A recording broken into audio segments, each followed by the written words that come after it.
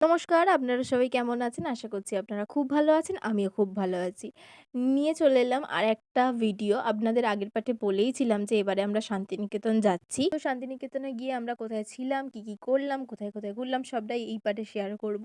আমরা প্রায় 9:45 দিক করে আ পৌঁছে গিয়েছিলাম শান্তিনিকেতনে। আর এই হচ্ছে আমাদের রিসর্ট। ওই সুইমিং পুল তোমরা স্নান করে এলে। তুমি কবে নামবে? কালকে?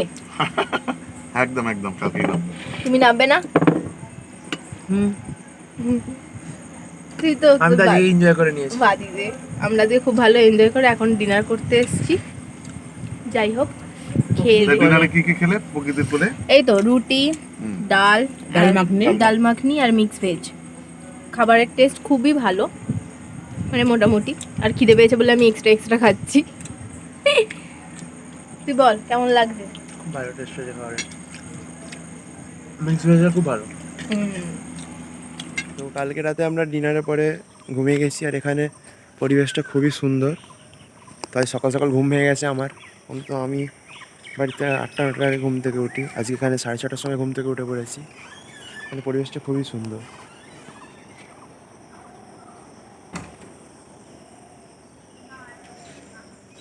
দিয়ে আজকে দিদিও সবার আগে উঠে পড়েছে, ওইদিকেও দোলনা ঝুলছে।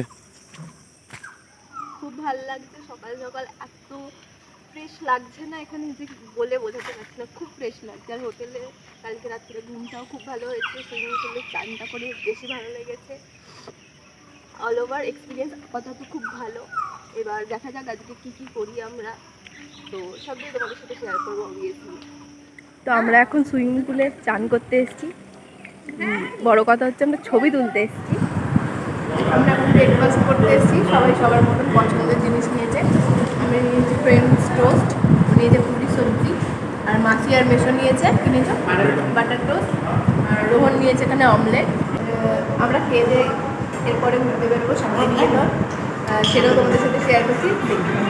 তারপর আমরা সবাই মিলে বেরিয়ে পড়ি শান্তিনিকেতন ঘুরতে। সামনে যাকে দেখতে পাচ্ছেন ভাইয়ের সাথে হাঁটছে, উনি হচ্ছেন আমাদের ট্যুর গাইড। উনি আমাদের খুব ভালোভাবে ঘুরিয়েছেন টোটো করে, এবং খুব ভালো করে এক্সপ্লেন করেছেন ইতিহাস, কোথায় কার বাড়ি, কে কবে এসেছিলেন, সেটা আপনারা নিজেরাই দেখে নিন। কবিতা লিখে গেছিলেন, আমাদের ছোট নদী চলে আঁকে বাঁকে, বৈশাখ মাসে তার হাঁটু জল থাকে। সেই কোপাই নদীর তীরে থেকে এই চারা গাছটা নিয়ে এসে লাগিয়েছিলেন, এবং পরবর্তীকালে 3টে চুনি পাথর দিয়ে 3টে স্টেপ তৈরি করেছিলেন বলে জায়গাটার নাম দিয়েছিলেন 3 পাহাড়। এবং এই পাহাড়ের গোড়া থেকে রবীন্দ্রনাথ ঠাকুর একটা হাট কবিতা লিখে গেছিলেন, কোমর পাড়ার গরুর গাড়ি বোঝাই করা কলসিহারি, গাড়ি চালায় বক্সিবদন সঙ্গে যে যায় ভাঙনে মদন। এবং বাদবাকি 4 লাইন কবিতা উনি লিখেছিলেন বাংলাদেশ সেলাই দহে, যেখানে লিখেছিলেন হাট বসেছে শুক্রবারে বক্সিগঞ্জের পর্দার পারে। সেটা হচ্ছে বাংলাদেশ সেলাই দহ। এবং এই গাছটাকে আপনি দেখতে পাবেন বাংলা সহজ পাঠ বইয়ের ফার্স্ট পেজে। চিত্রশিল্পী নন্দলাল বসু দেখবেন ব্ল্যাক কালারের পেন্টিং। এবং 3খানা চিনি পাথর নিয়ে আসা একটা বাংলাদেশ সেলাই দহ থেকে, আর এই কলকাতা জোড়াসাঁকো থেকে, আর একটা শান্তিনিকেতন থেকে। সেই 3টে চিনি পাথর দিয়ে 3টে স্টেপ তৈরি করেছিলেন বলে জায়গাটার নাম দিয়েছিলেন 3 পাহাড়। 2 পাথর দিয়ে 3 পাথর। এটার নাম হচ্ছে বাবুদের তালপুকুর। পুকুর আছে, হ্যাঁ, পুকুর আছে, এটা বুঝে গেছে। তাই এই জায়গাটার নাম হচ্ছে বাবুদের তালপুকুর। মধ্যে মহাশয় রবীন্দ্রনাথ ঠাকুরের পিতা যখন প্রথম এসেছিলেন শান্তিনিকেতনের জলের খুবই অভাব ছিলেন, তাই মহাশয় দেবেন্দ্রনাথ ঠাকুর এই পুকুরটা কাটানো করেছিলেন এবং এই পুকুরটার নাম দিয়েছিলেন তাল পুকুর। মধ্যে এসেছিলেন তখন রবীন্দ্রনাথ ঠাকুর ভালোবেসে নাম দিয়েছিলেন মৃণালিনী দেবী। তাই ওনার নামে এই পাঠশালা বানানো, এবং এই পাঠশালার মধ্যে কিন্তু ছোটো ছোটো সিমেন্টের বেদি করা আছে। এই বেদিগুলোর মধ্যে টিচাররা বসে, আর প্রত্যেকটা স্টুডেন্ট বাড়ি থেকে দুটো করে আসন নিয়ে আসে, একটা নিজেরা বসে, একটা বইয়ের মধ্যে রাখে। তাই এখানে ক্লাস নার্সারি থেকে 12 পর্যন্ত ওপেন গাছের নিচেতে মাটিতে বসে ক্লাসগুলো এখানে নেওয়া হয়। এবং এখানে 3 ঘন্টা ক্লাস হয়, 1 ঘন্টা নাচ গান, 1 ঘন্টা খেলাধুলো, আর 1 ঘন্টা পড়াশোনা। খুব আনন্দের মাধ্যমে নাচ গান খেলাধুলো পড়াশোনা হয়েছে। জায়গাটার নাম দিয়েছিলেন মৃণালিনী আনন্দ পাঠশালা। এখনো হয়। বাকি যে বিল্ডিংগুলো দেখতে পাচ্ছেন, এটা হচ্ছে বিশ্বভারতী সেন্ট্রাল লাইব্রেরি। যে রবীন্দ্রনাথ ঠাকুর যখন শান্তিনিকেতনের মধ্যে প্রথম 5খানা স্টুডেন্টকে দিয়ে যে শান্তিনিকেতন বিশ্ববিদ্যালয় তৈরি করেছিলেন, আর এখন হচ্ছে শান্তিনিকেতন বিশ্বভারতীর স্টুডেন্ট হচ্ছে ছেলে মেয়ে 14,000। এবং এখানে টোটাল 22খানা ভাষা নিয়ে পড়াশোনা হয়, এবং 22টা ডিপার্টমেন্টের বই কিন্তু এই বিশ্বভারতী সেন্ট্রাল লাইব্রেরিতে পাওয়া যায়। এটা হচ্ছে সেন্ট্রাল লাইব্রেরি। আমার ডান দিকে যে অফিসটা দেখতে পাচ্ছেন, এটা হচ্ছে বিশ্বভারতীর মেন অফিস। এই অফিসটার নাম হচ্ছে সেন্ট্রাল অফিস। বিশ্বভারতীর যত রকম কাজকর্ম হয় সব সেই সেন্ট্রাল অফিস থেকে, এবং এখানকার যে উপাচার্য বসেন তিনি এই অফিসের মধ্যে বসেন। এটা হচ্ছে শান্তিনিকেতন স্পোর্টস মেলা মাঠ। এই শান্তিনিকেতনের স্পোর্টস মাঠে বাংলা 7 তারিখে মেলাটা হয়, ডিসেম্বর 23 তারিখে এই ভবনটার মধ্যে হবে। আচ্ছা, লিপিকা ভবন।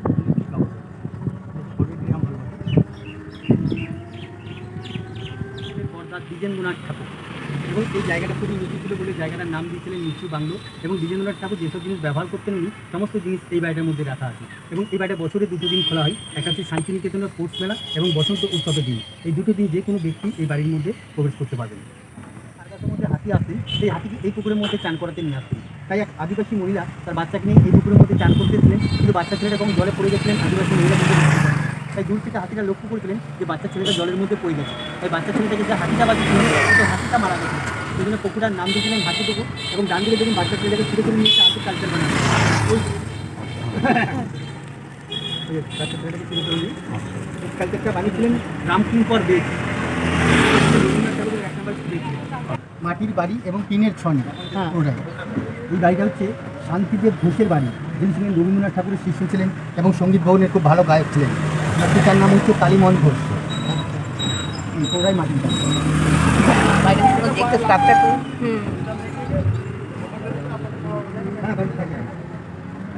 এই বাড়িটা হচ্ছে চিত্রশিল্পী নন্দলাল বোসের বাড়ি, যিনি বাংলা সহজ পাঠ বইয়ে যে ব্ল্যাক কালারের পেন্টিংগুলো করেছেন ওনার বাড়ি এটা। এই বাড়িটা হচ্ছে রবীন্দ্রনাথ ঠাকুরের পর যিনি ইকোনমিক্সে নোবেল পুরস্কার পেয়েছিলেন, এই বাড়িটা হচ্ছে অমর্ত্য সেনের বাড়ি। এবং অমর্ত্য সেনের জন্মস্থায়ী বাড়ি হচ্ছে এই বাড়িটি। এবং রবীন্দ্রনাথ ঠাকুর নাম দিয়েছিলেন অমর্ত্য, এবং অমর্ত্য সেনের মা ছিলেন রবীন্দ্রনাথ ঠাকুরের ছাত্রী ছিলেন। পুরো বাড়িটাই হচ্ছে অমর্ত্য সেনের বাড়ি।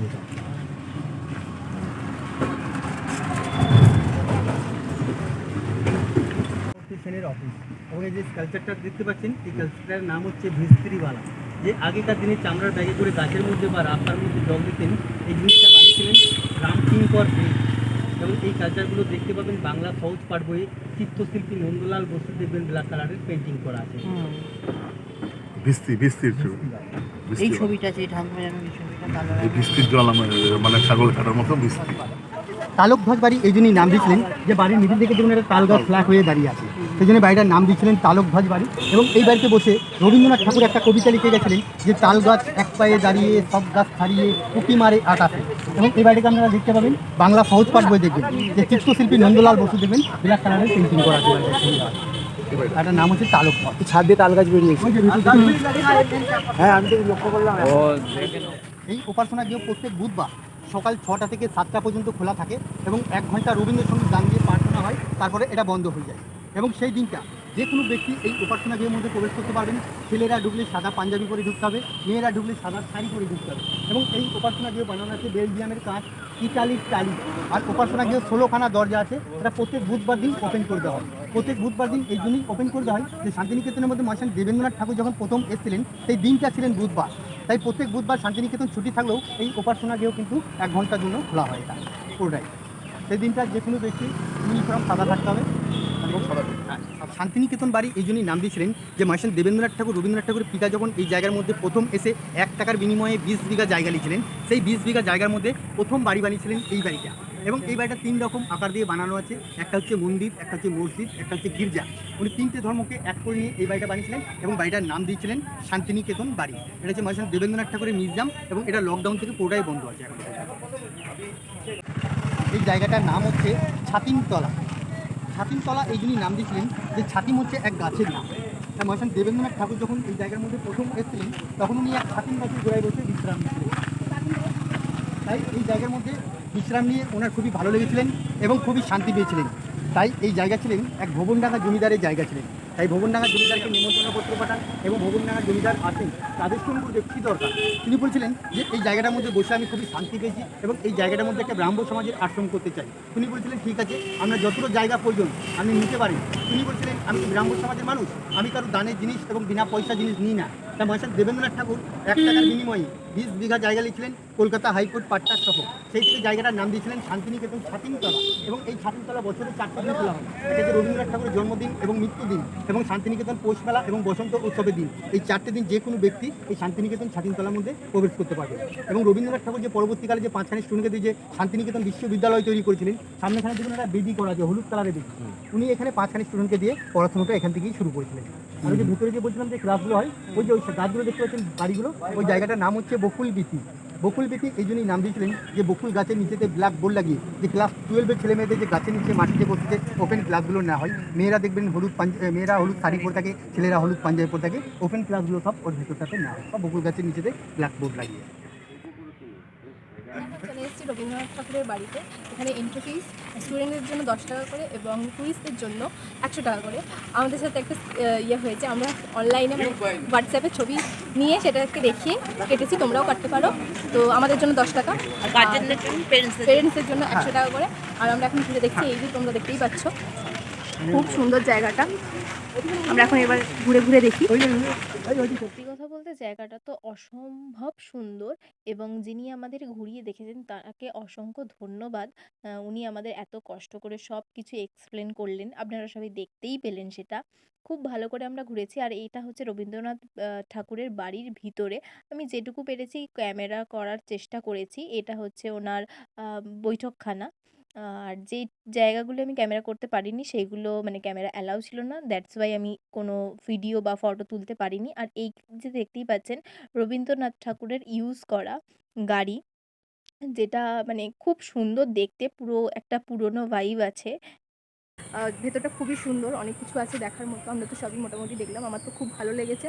এখন আমরা একটু আশপাশটা ঘুরে দেখছি, খুব সুন্দর ভিউ। আর এখানে মাসি মেশো ফটো তুলে দিচ্ছে, ফটোশ্যুট হচ্ছে। আমার খুবই ভালো লেগেছে, তোমরা আসতেই পারো এখানে, খুব ভালো জায়গা, তোমাদেরও নিশ্চয়ই ভালো লাগবে। এখানে না প্রচুর গাছপালা, ওই জন্যই জায়গাটা এত সুন্দর।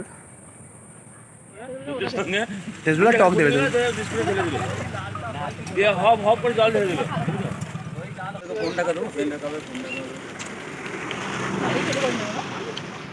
আমরা এখন খাচ্ছি আম মাখা, এটা খুব টেস্টি লাগে। আর ও ওখানে খাচ্ছে ঝালমুড়ি। তারপর আমরা সবাই মিলে চলে যাই লাঞ্চ করতে। লাঞ্চ করেছিলাম আমরা সোনাঝুরি হাটের ওখানের একটা রেস্টুরেন্ট থেকে। ভেজ ননভেজ দুরকম থালিই নেওয়া হয়েছিল আমাদের। লাঞ্চ কমপ্লিট করে আমরা চলে যাই সোনাঝুরি হাটে। আমরা এসে গেছি ওখান থেকে এখন সোনাঝুরি হাটে। তো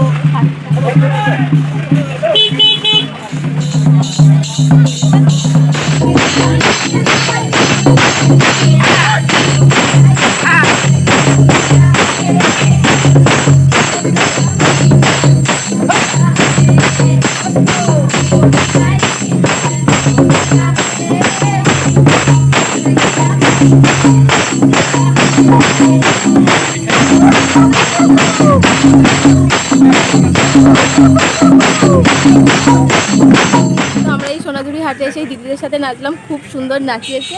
তোমাদের কেমন মজা হয় বলো? তোমরা রোজ এরকম মজা করে নাচ করো? তো আমরাও সারাদিন খুব মজা হয়, খুব মজা হয়। তুমি চাই নাম জেনে নিই, তোমার নাম বলো। চিন্তামণি হাসদা। তোমার নাম? তোমার নাম? তোমার তোমার নাম? তোমরা সবাই এখানে আসতে পারো আর এনাদের সাথে নাচ করতে পারো। এনারা খুব মজা করে নাচ করে, তো আমরাও খুব এনজয় করেছি। তোমাদের সাথে আবার কোনো না কোনো দিন আসবো, তখন আবার এরকমভাবে এনজয় করবো। Thank you so much. ঘুরে টুকটাক কিছু শপিং করে আমরা চলে আসি হোটেলে। হোটেলে এসে সুইমিং পুলে সবাই মিলে আবার নেমেছিলাম এবং তারপরে আমরা সবাই মিলে একসাথে ডিনার করে নিলাম। এটা কি ডাল ডাল ফ্রাই, কড়াই পনির, আর ওখানে চিকেন ফিশ ফ্রাই। হচ্ছে আমাদের ঘোরাফেরার লাস্ট দিন। আমরা এখন ঘুম থেকে উঠে একটু আশপাশটা বসে দেখছিলাম, একটু উপভোগ করছিলাম প্রকৃতিটা। আজকে আর পুলে নামিনি, পুলে প্রচুর মজা করে ফেলেছি দুদিন ধরে। আজকে ব্রেকফাস্ট খেয়ে বেরিয়ে পড়বো আমরা বাড়ি যাওয়ার উদ্দেশ্যে। এই হচ্ছে আমাদের বোলপুর শান্তিনিকেতন ঘোরার স্টোরি। লিখে জানাবেন অবশ্যই আপনাদের ভিডিওটা কেমন লাগলো। ততক্ষণের জন্য সুস্থ থাকবেন, ভালো থাকবেন, দেখা হবে পরের একটা ভ্লগে। ততক্ষণের জন্য টাটা।